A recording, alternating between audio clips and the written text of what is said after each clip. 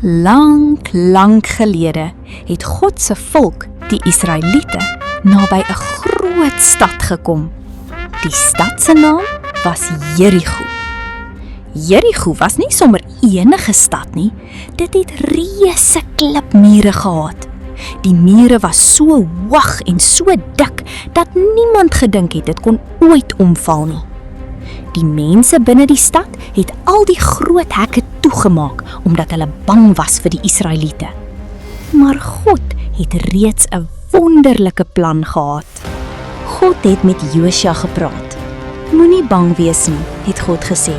Ek het reeds vir julle die stad gegee. Maar God se plan was baie anders as wat almal verwag het. Die soldate moes nie aanval nie.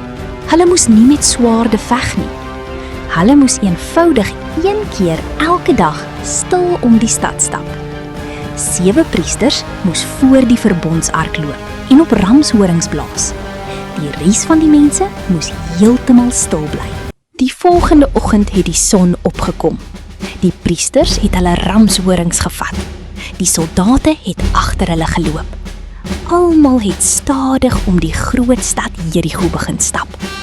Die mense op die mure het nuuskierig afgekyk. Hoekom val hulle ons nie aan nie, het hulle gewonder. Maar die Israeliete het niks gesê nie. Hulle het net gehoorsaam gedoen wat God gesê het.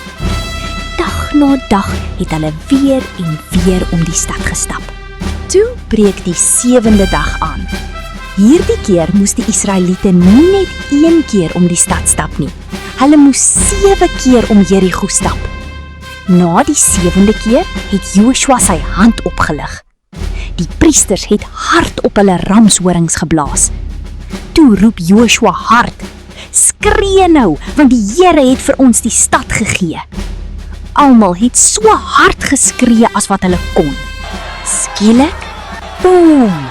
Die aarde het gebewe. Die reuse klipmure het begin kraak. Groot klippe het losgebreek. Die mure van Jerigo het met 'n geweldige geraas in mekaar gestort. Dit was nie die mense wat dit gedoen het nie. Dit was God wat die wonderwerk gedoen het. Die pad na die stad was nou oop. Die Israeliete het die stad binne gegaan. Hulle was baie bly. Almal het geweet dat hierdie oorwinning van God afgekom het. Jessica, Alexa en hulle klein soldaatjie het saam met die mense die Here geprys.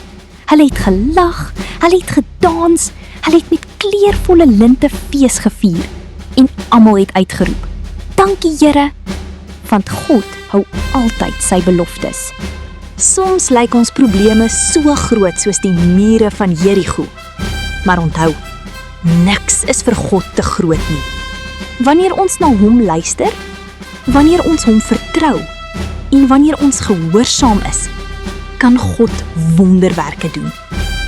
Kom ons onthou altyd, by God is niks onmoontlik nie.